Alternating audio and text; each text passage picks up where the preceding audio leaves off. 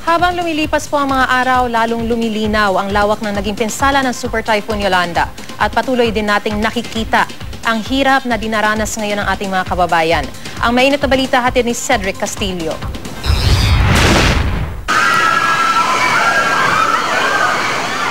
Nagsigawan ang mga tao sa loob ng evacuation center nito sa Baybay City sa Leyte sa kasagsagan ng paghampas ng malakas na hangin ng Super Typhoon Yolanda noong Biyernes.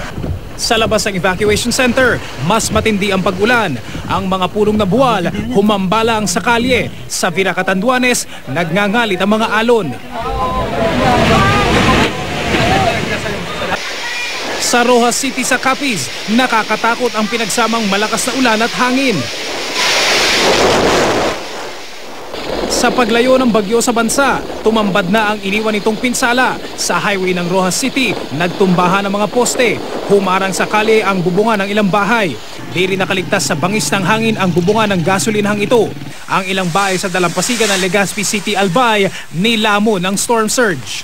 Binaha naman ang ilang bahagi ng Oriental Mindoro. Sa bahaging ito ng Calapan City, hanggang dibdib ang taas ng tubig. Inabot din ng baha ang ilang eskwelahan.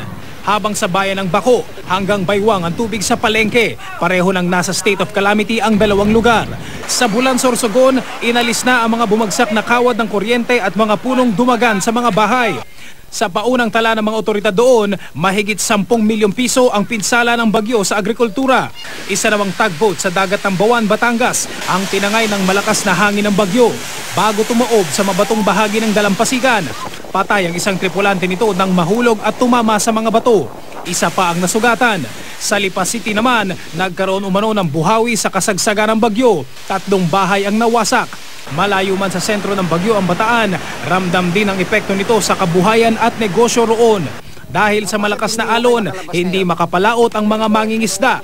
Sarado rin ang ilang resort. Umabot din ang rain bands ng bagyo sa lalawigan ng Isabela. Dahil sa walang patid na pag-ulan, binaha ang ilang taniman ng palay at mais sa bayan ng Nagilian. Cedric Castillo, GMA News.